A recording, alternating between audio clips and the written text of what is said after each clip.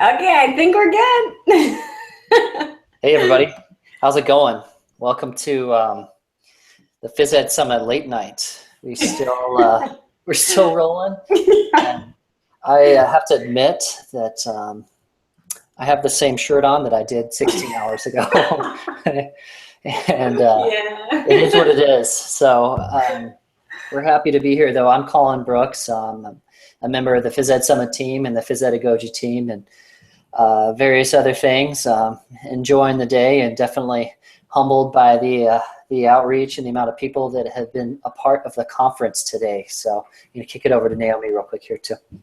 Hey everybody. Yeah, so I am wearing the same shirt too, but I have been changing my shirt throughout the day because when I eat food, I drop it on myself. So I had a different shirt on in between sessions. I cheated.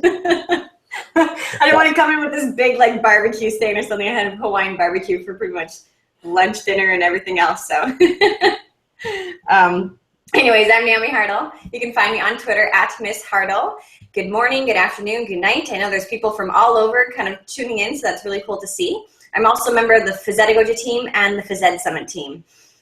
And yeah, we're just here to kind of chat about creating digital visuals. It's really just going to be kind of a conversation. We don't have slides. We're just going to show our screen and share some things we're doing. So please feel free to ask questions at any point. And we'll get to them throughout the presentation, because it's kind of just free flowing is really what it is. Mm-hmm.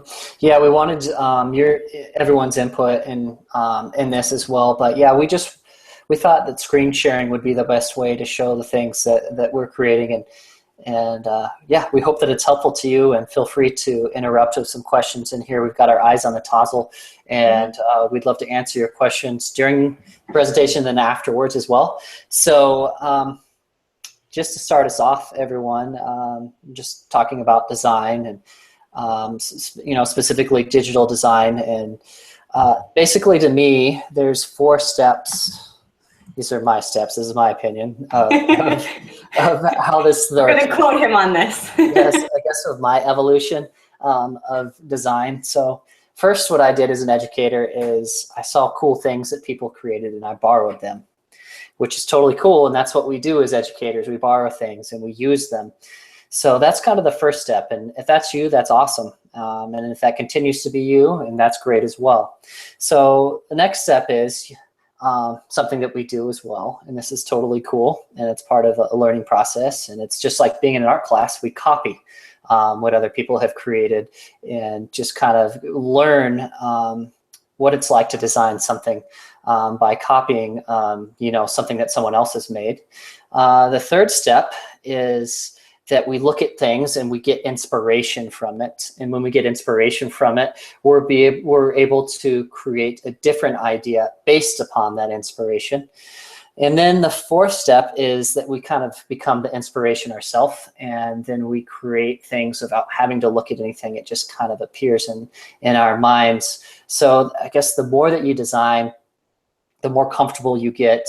And really, quite frankly, I think it makes me a better teacher, because I'm constantly thinking about creativity and putting that into my teaching as well. So that's kind of where we're at today. So I'm going to hand it over to Naomi, and she's going to start sharing some of her resources with you. Thanks, Collin. Yeah, and one of the things I wanted to say too was the reason why I started, not that I create a lot of stuff, but the reason why I started creating some things was I was tired of going onto Google and stealing people's images and realizing I'm kind of, what is that, plagiarizing, copywriting? Like, this is kind of illegal. So, and especially with the work that I do now, I work for a company, I can't do that. We do have graphics guys, and I'll be sharing my Spark iTunes card and doing some cutting on it for you, or some cropping, but like I have people that can design that stuff, but sometimes I just want to create it myself.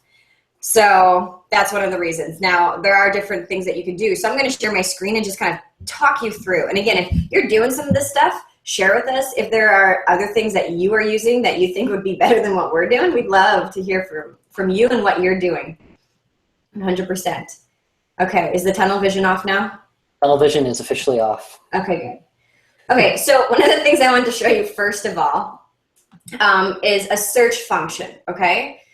And this is something that if you are just trying to find images on the internet and use them, trying to make sure that they're not an image that you're not allowed to use. So I actually learned this from one of the teachers that I was teaching with. So I taught for about 3.5 years in Saskatchewan, and now I work with Sport Time featuring Spark. And I've been working with them for about 1.5 years. So when I was teaching, one of the teachers had shared this search tool with me because I was just taking pictures off the internet. Like I was just like, oh, I can use this.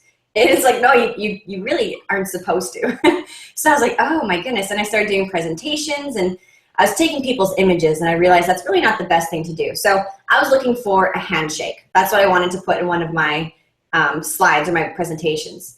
So what you can do is you can click the search tool button. So here, let's just go back. Let's go to Google to get started so you can see where I started. So usually when you're at Google, right, you get to this page here. So then what I did was I could search for handshake. And then I just clicked images. Now again, for most of you, you're probably like, duh, we get this, Naomi, but just in case. So then I just click on search tools, and you go to usage rights. And you have not filtered by license, labeled for reuse with modification, labeled for reuse. So if I just wanted something that I'm just using and I'm not modifying, I'm going to click labeled for reuse. So then here come all the different images that I can now use. These are the ones that I'm allowed to take and add into my presentations, and it's okay to use. So I just wanted to make sure that I could share that with everybody because that kind of blew my mind. I had no idea about it. And maybe that's just me, but hopefully this helps some people. I don't know if anybody's saying anything in the Tozzle specifically yet. No, we're good. Collin, just let me know if somebody has any questions while I'm going through this. I'm sorry. I'm just taking selfies of myself. So. That's okay. At least tell me so I can get in the background and stop sharing my screen. At least do like a peace sign or something. Yes. That's right. Okay, continue. Okay. So I'll show you how I first started doing my own kind of images. It was really in Google Slides. Like this is how I started doing stuff. Sarah Hartl and I had done a presentation together last summer in St. Louis, and we kind of created this together. So she created some images in here, and I created some. She created the rubric part and this piece right here. I created the book. So as you can see, like when I click here, you can see all the different pieces that I had to add to create this. Now, this is not easy. This is the free way. I'm going to show you free ways to do it. They're not easy, and they take a long time, especially if you're like me and you want things to be done a certain way and they have to look a certain way. It's going to take a while, but you just kind of play and grab stuff and do your best in order to kind of make it work. And I mean, really, all I used was just looking at my shapes and grabbing shapes and trying to manipulate them to the best of my ability. So again, not perfect, but it's what I use to kind of get started. And you can see like I create a little brain that's for my brain boost. That's pumping some iron. Sarah had created the ball diamond and all these different pictures here. So these are just some of the things that we had created in Google Slides. So it can be done pretty much anywhere you want it to be done. So that's just another thing, again, just adding shapes and trying to get things. Now, in order to create this book, it didn't come from an idea of mine. I searched for a book, and then I couldn't find the right book based on using that labeled for reuse tool, and it wasn't fitting kind of the style and look of my presentation because everything else was kind of the almost cartoon style, and I couldn't find a book that looked like that. So I created my own. And again, this probably took me an hour to 2 hours. You can ask Sarah. It took me a really long time to do. So is it worth it? It all depends on what you want to do. And it all depends on your look. So that was one thing. And again, I'm not really showing you everything that I did with it, but one thing that I want to show you too is a Google Chrome extension. It's called Color Pick Eyedropper. And I don't know who shared this with me, so I can't even give them credit for it. But this is a really neat tool because I could now be on, so for example, if I'm doing something with Fizzedagogy and I want the actual Fizzedagogy color, I can click on my Color Pick Eyedropper and, oh, of course. Yeah, let's go. Okay, there we go. And if I want this color, so I'm just gonna, let's go right up here. No, this one. Okay, maybe not. Maybe it's not gonna work for me. All right, let's go. Well, anyways, usually it just pops up for me. Well, what the heck?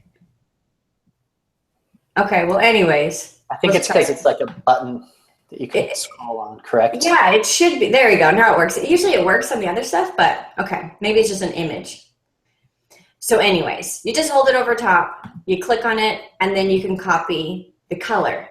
Now, when would you use that color?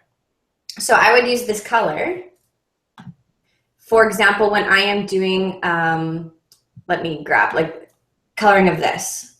So I would click on fill color, I'd go to custom, and then I would paste that color in, and then there's the color that I would want for it. So it's a specific color that's not within the color scheme that is given to me already. And sometimes it's based on like the Fizetagogy logo, that color, or different things like that. So that's one of the ways that I've used that Chrome extension. Again, I don't remember who shared that with me, but that one was kind of a mind-blowing one, and I thought it was the best thing ever. And I use it all the time. You just need to make sure that you can use it on the thing that you're using it on. Apparently, a website does not work very well. So that was one. Well, those were a couple things. So I shared the Google search, the color pick. I shared just a little bit how I use Google Slides. And now I've kind of transferred into my using Keynote. So I have a Mac. And I did an actual Keynote presentation this summer. And I wanted to kind of create my own visuals as much as I could and put in my own pictures. I wanted to kind of be original and be my own. So like this little book here, I created this book. Again, I searched for pictures that I wanted, but nothing was the visual that I needed or that I wanted to bring in. So I was like, well, I just got to create it myself. Again, this could have probably taken me, but no, I decided to create my own images. So it took me a couple weeks, but I think it turned out okay. So some of the graphics that I created with it too, and I'll warn you, the reason why I went to Keynote from Google Slides was because Keynote allowed me to just move animations a little bit better than in Google Slides, personally. So that was just a personal choice. But with it, these were the only shapes I was able to use.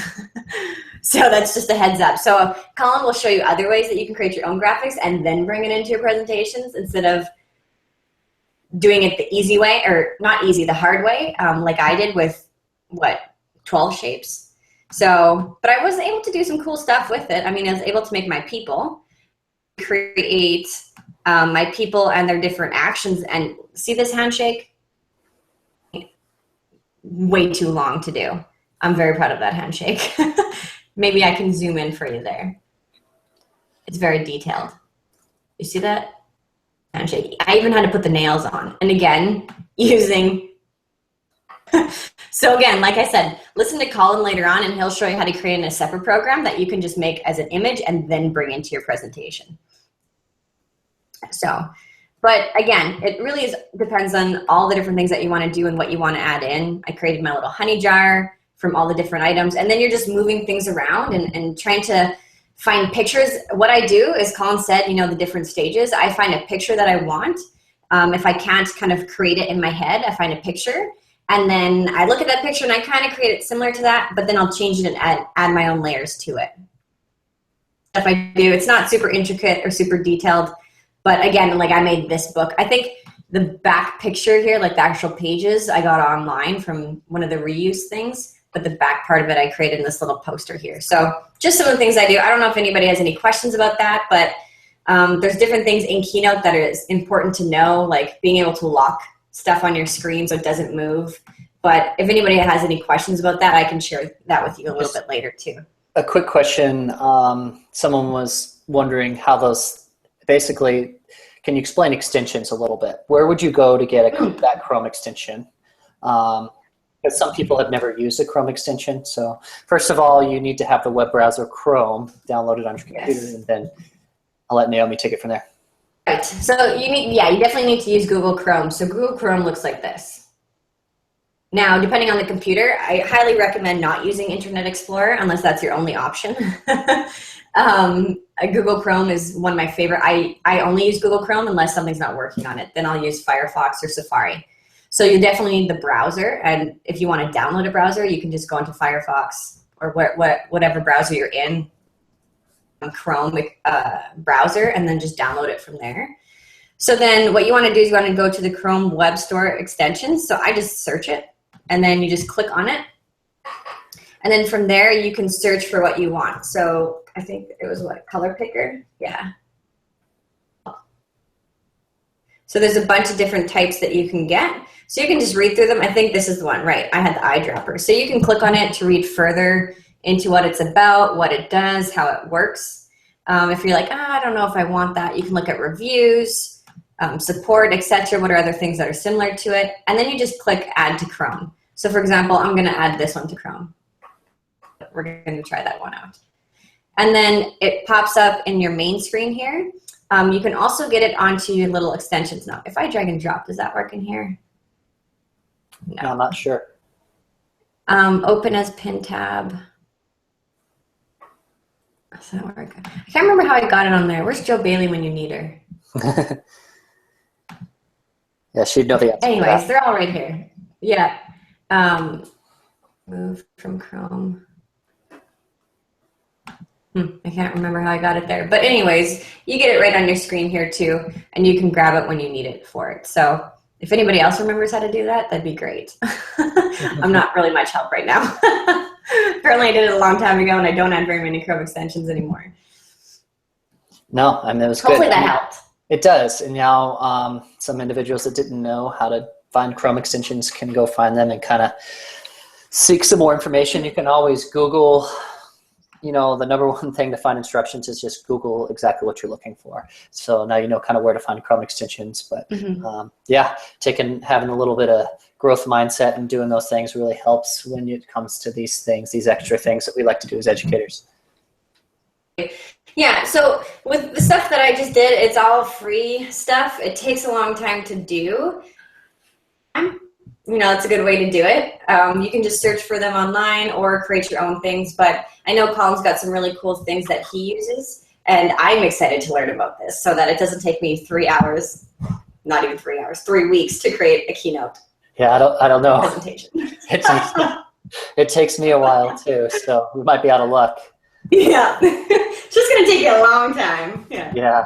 So can everyone see my screen now? Are we good? What are you seeing? Okay. Are you seeing my dirty desktop? Yeah. Awesome. Okay. So everyone, like I said, just ask any questions as we go along. I'm going to try to explain a lot of things. Probably won't get to everything.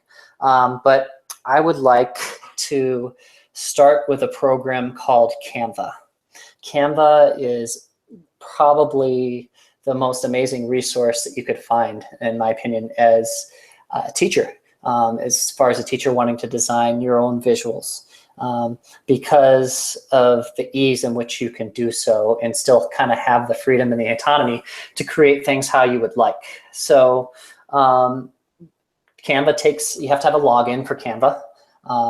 And it is free to come into Canva. However, you will notice that there are some things that are paid, but I can show you some ways around that. So if you look here, we have a variety of different options. So say you are a teacher who desires to make a presentation, like a slide that you're going to display to your students, right? So you can just... sorry to jump in.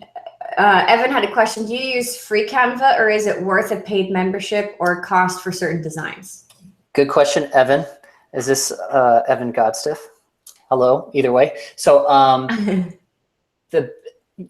yes and no. I've used both, and I think that using the business one you'll find out that you probably won't use it enough. However, like say you design something and it's the wrong size and you're in a bind. Well, Canva Business allows you to resize your image, and this has the same amount of pixels. So you know when you're in a slide, you put in an image and you're like, oh, it's not the right size. And then you like drag and drop, or you drag and stretch it and you're like, wow, that looks pixelated. I hope no one notices. Well, basically what Canva Business, or the paid part of Canva, would allow you to, it resizes your image and you wouldn't have to worry about that. So that's a cool option. However, you can pay month to month. So if you get yourself into a bind and you need to do that, you can just go ahead and do that. However, there's tons of free stuff on Canva, and especially if you're starting off, I don't think that'll be necessary. So what Canva does is kind of what I'm talking about. It lets you take a look at what all their good graphic designers have created. So you basically, these are templates. And if you look here, if we have free, all these are free. So we keep scrolling though, eventually you're gonna run into some that cost money. So We won't keep scrolling though. So say we like this one. We want to talk about being physically active in San Francisco. So you just drag and drop. So if you've learned how to drag and drop, you can do Canva.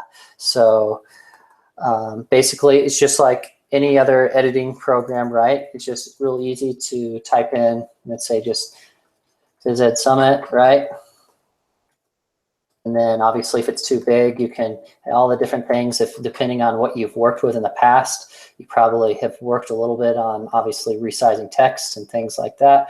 If you say something you don't want, you can get rid of it, or yeah, obviously change it however you like.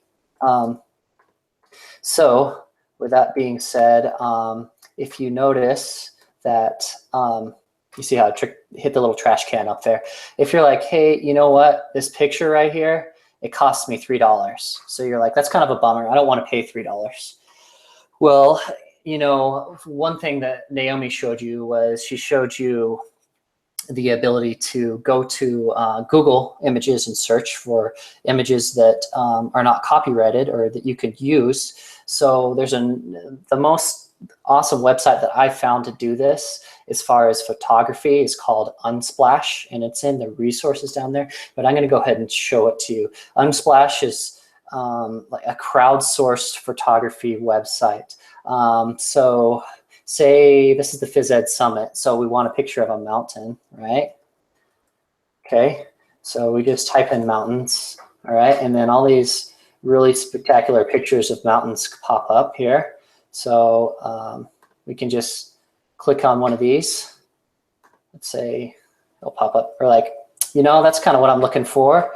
So it looks like what I'm looking for. So you can push the download button. All right, when you get to the download button of these images here, I just drag and drop the download to my desktop and it should appear. There it is. So, and then I go back to my Canva presentation. I drag and drop.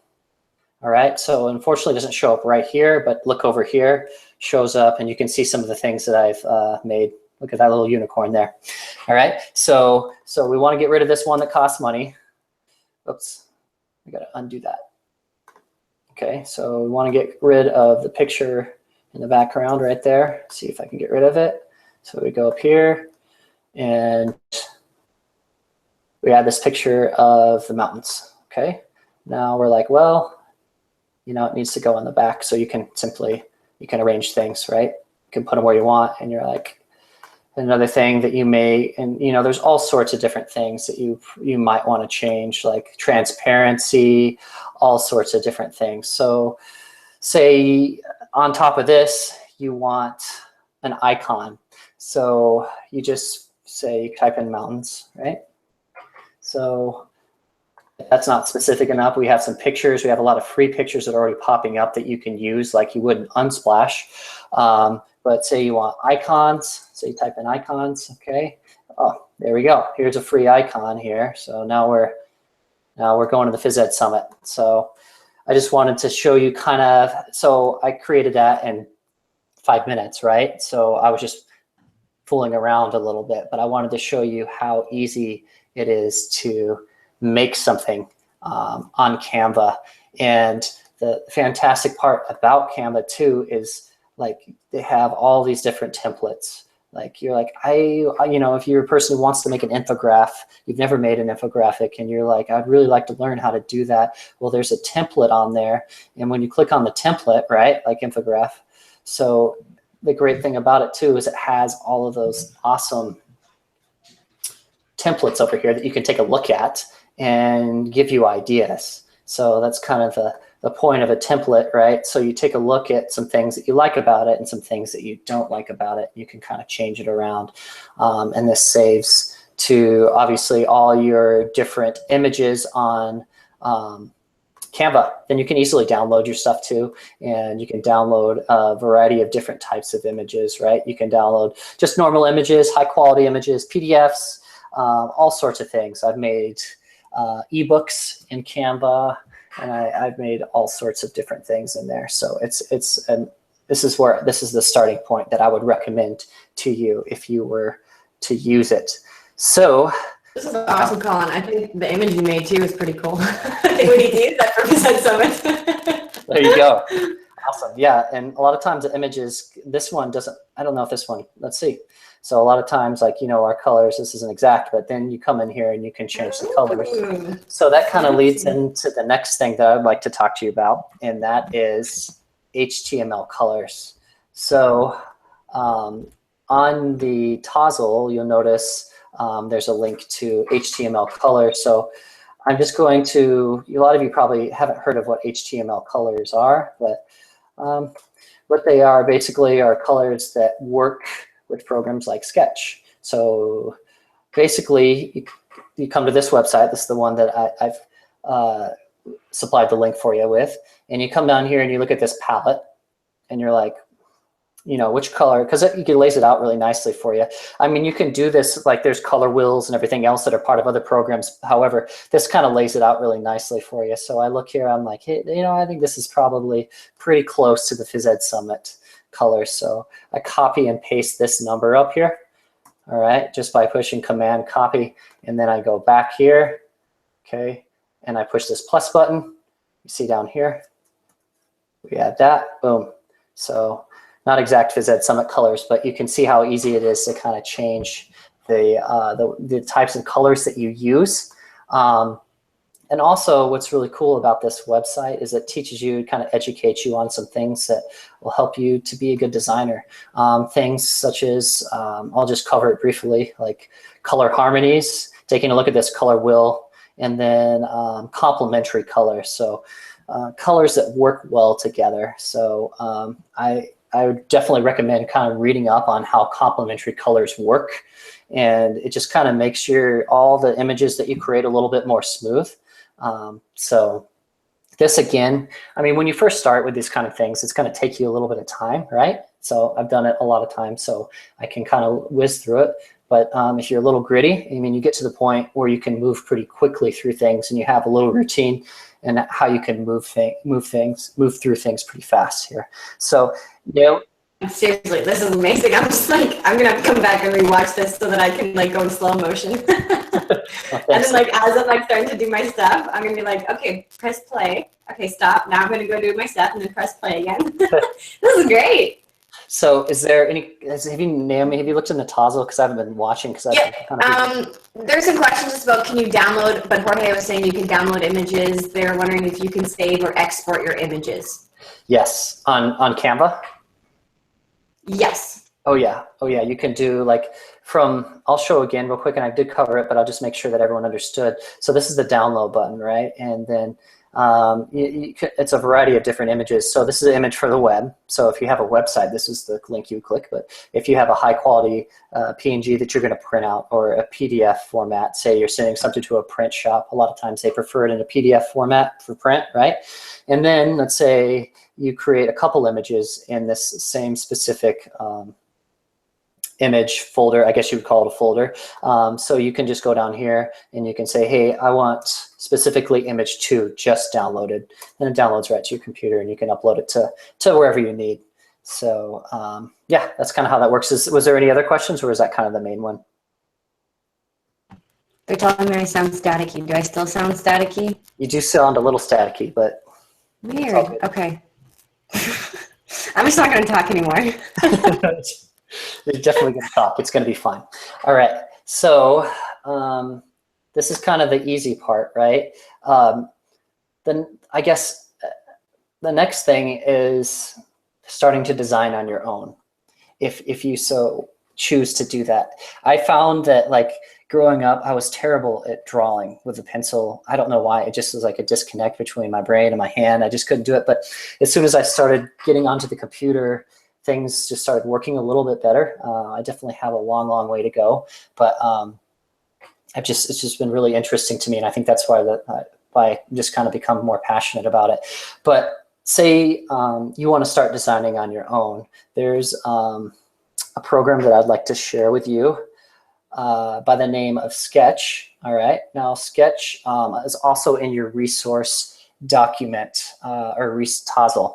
So Sketch is a $100 program. However, if you're an educator and you send your educator name badge, you can get it for $50.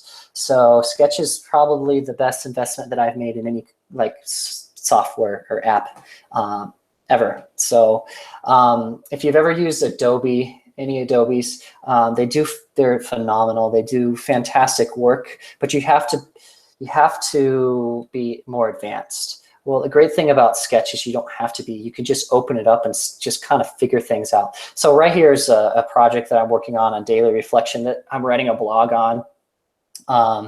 And so it can be anything. It can be an image, or so these are sticky notes and how I'm going to reflect in my class.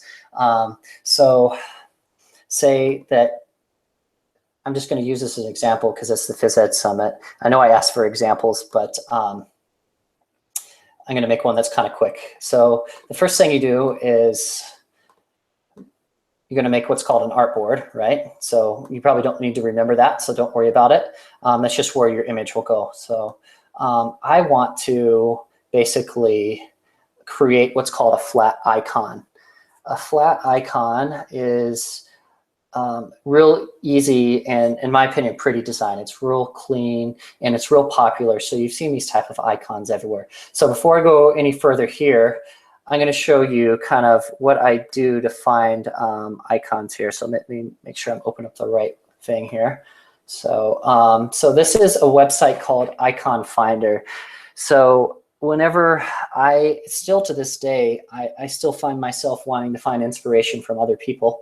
So this is an awesome website. It's the best one that I found, iconfinder.com. They have a lot of free icons, but you do have to make sure that you have permission or say where you got these images from, the artists who created them. So keep that in mind as you're moving forward and doing this. So I'm going to create a GPS symbol.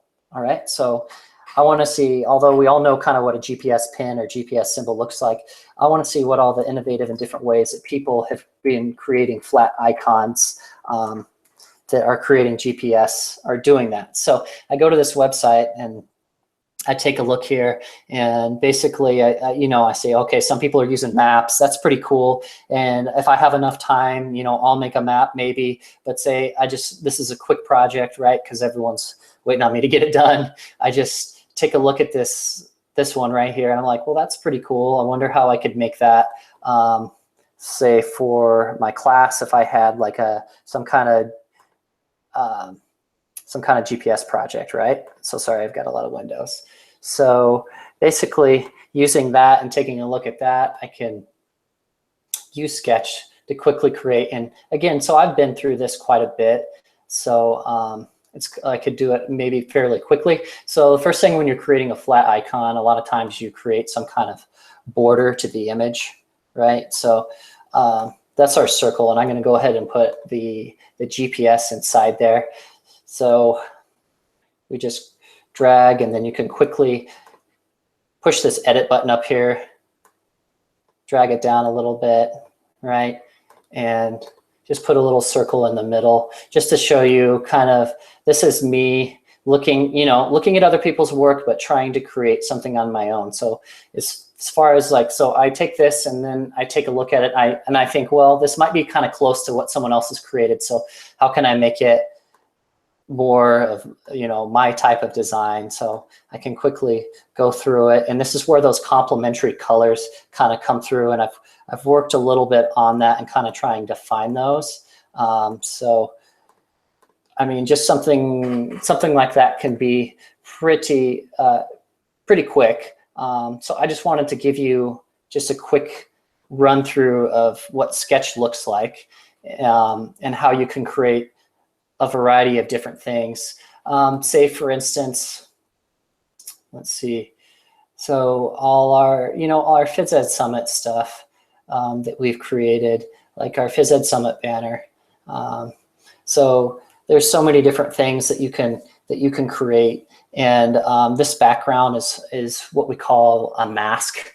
So you can put an image in there and mask it, kind of like you would in Canva. So this is like Canva without the training wheels, right? So there's there's more room for error, but there's also more autonomy in what you can create.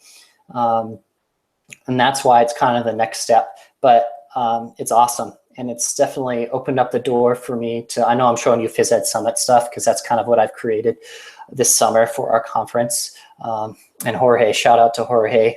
I think he's out there right now. He's done a lot of awesome stuff as well.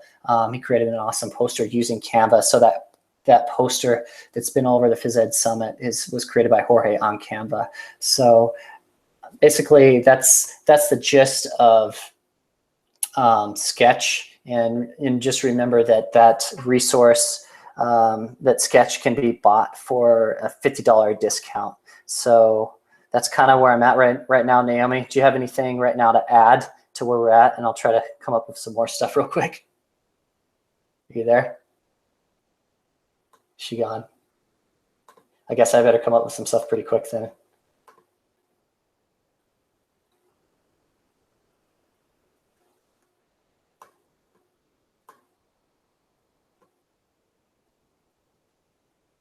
Okay, well, I'm going to keep rolling. So are you still there? Naomi? She's doing something. Okay. So the next thing, I guess, to design, and I don't know if I have time for this, but it looks like we will, is just taking things that you've designed and placing them into Keynote. All right. So there's a lot of people that are out there that are a lot better than me at this, and Nathan Horn and Joey Fight definitely been an inspiration to me, as well as Naomi, as far as how to create in Keynote and animations in Keynote. So they're definitely an inspiration to me. So basically, you saw earlier when I used when I made those GPS. So that's something, these are all things that I've made, right? And just threw them in here. So we don't really necessarily have time to talk to you about animation in Keynote. That could easily be like a 50-minute presentation on how to do that.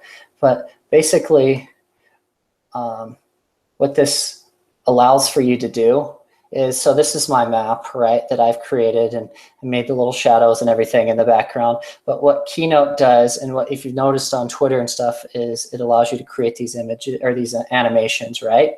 So taking your time to go through these different steps, and Keynote really kind of is pretty user-friendly to take you through here and do this. So basically, this is a Keynote animation, right? So what I do with this Keynote animation is I then go over to record slideshow. And so basically what I'm going to do right now is I'm going to quickly show you how to make a GIF. So the first step, and there's lots and lots of ways to make a GIF. This would be a GIF that you could share with your students in a variety of different ways, right? So just start thinking about the different ways that you want to show students, like say if it was a gym floor and you wanted to show students how to move around, you could do that. So what we do in Keynote, because a lot of us are Mac users, we just can record the slideshow, all right? So we'll just let it record here real quick.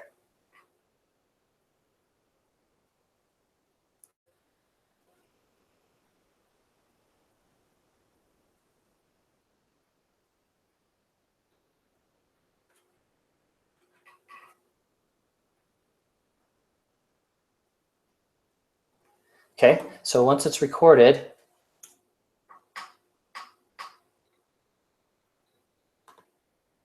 one second here.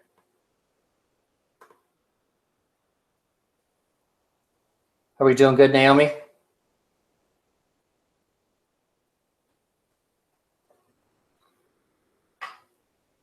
Okay. Let me check the toggle here. Sorry, everyone, just bear with me. I want to make sure you can still hear me.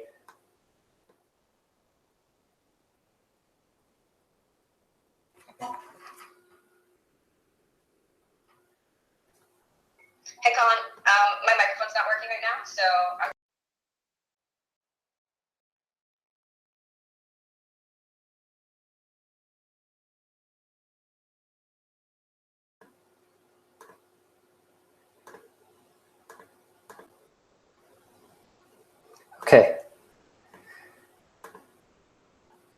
Hey, dude. Hello. What's going on? So can everyone see my screen again? Adam, can you see my screen?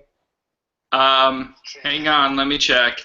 I'm gonna turn down my volume because I'm hearing it myself on Naomi's computer. Let me try again. Sorry, everybody. Well, I'm on the Tozzle, and I see your certificate of attendance. Okay. Wait, no, I'm sorry. That's not the Tozzle. I do not see your screen. I see myself. Do you see my crazy screen now? Do you see the Tozzle on my screen? Do you see my crazy screen now? I see your screen now. Yeah, it's the tunnel screen. Tozzle on my screen? Yeah, I see your screen now. You're good now. Okay, so I'm curious about where I left off.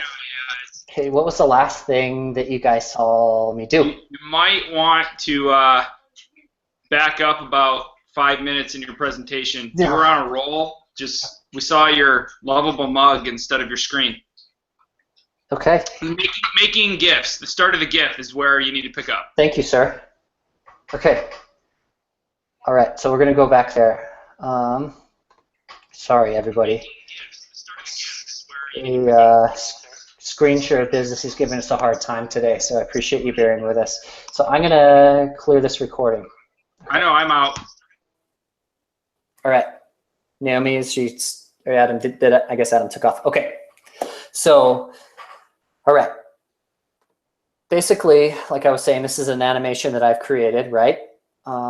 And I'll just show a piece of it real quick, okay, because I don't know what everyone saw. So these are step-by-step animations that I've made for this GIF to share via social media for us, all right? So if I create any kind of animation within Keynote, what I can do is I can make it into a GIF. I'm going to quickly show you how to do that. So we can record. Okay, so we're going to record this, just like if you wanted to record your Keynote presentation while you're rehearsing, or you wanted to share it with others. Okay, so we're going to let this animation go through. Okay, so we're going to stop recording. We're going to exit out of there. The next step here is we go to export, and we export QuickTime as QuickTime. So we're turning it into a movie.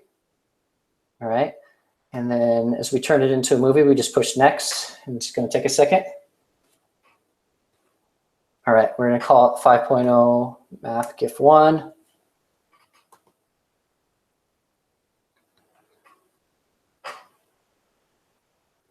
Okay. So we're just creating a movie, a movie here. So give me a second here and I can look at that Tozzle to see if we have any questions. So I guess now would probably be a good time. Give me 1 second here.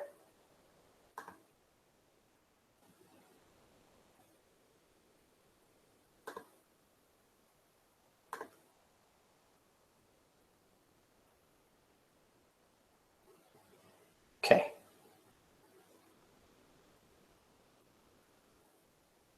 So Evan, I don't know as far as, I use Google Slides. I do some of the animations in there, buddy, but it's not you can't do as much. Keynote files, is probably Nathan Horde saying in there, take up a ton of room. However, they're just so much better. I mean, they work so much better. So I'll look at some more here in a second with those Tozzle questions here. Let me see if I can find, excuse my dirty desktop here, while I find the Phys Ed Summit. So basically, I won't even worry about finding it there. So let me go to the next step, everyone. So, and that is opening up a program that Joey Fight blogged about probably 2 years ago called GIF Brewery. All right. So I'm going to, GIF Brewery, if I remember, is like a $15 program, maybe. So it's really not that expensive. So, and it didn't look like it opened, but it did. So going to open here. And I'm going to find that file. So we find the file 5.0 map. Okay.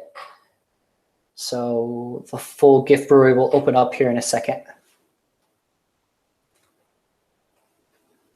Okay, so then my recommendation to you is another resource I'm going to add in there is actually Joey's blog on Gift Brewery, because he has some really good insight on how to kind of set this up.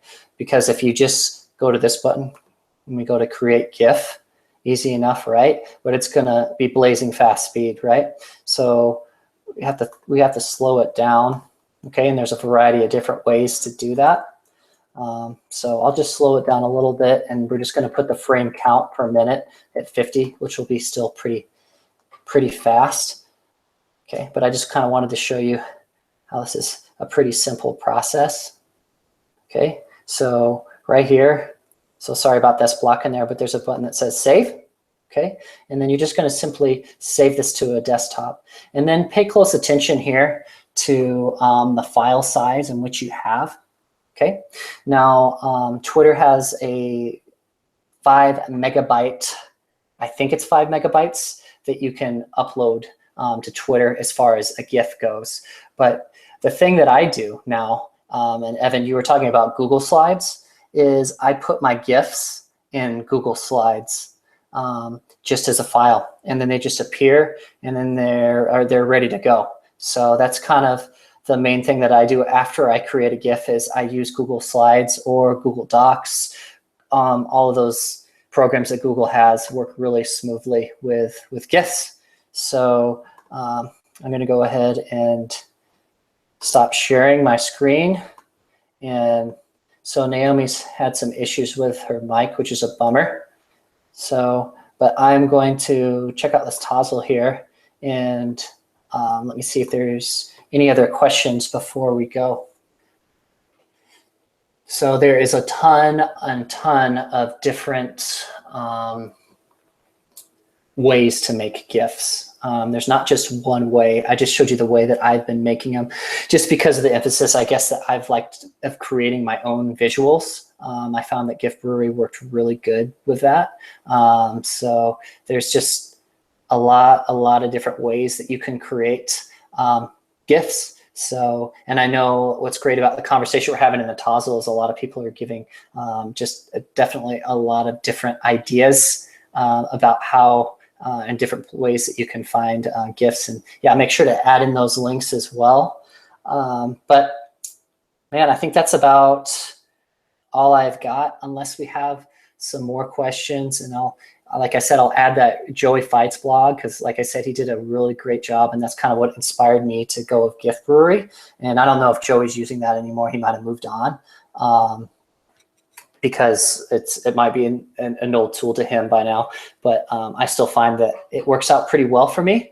So yeah, besides that, I think that's about it. And since Naomi can't speak, sorry, Naomi, I'll talk for her too. We appreciate you taking the time to join us at really late, almost midnight. I'm in Oregon for us, and for a lot of you a lot later. So we appreciate you doing that and taking the time to learn. And I would really like to continue this conversation with you.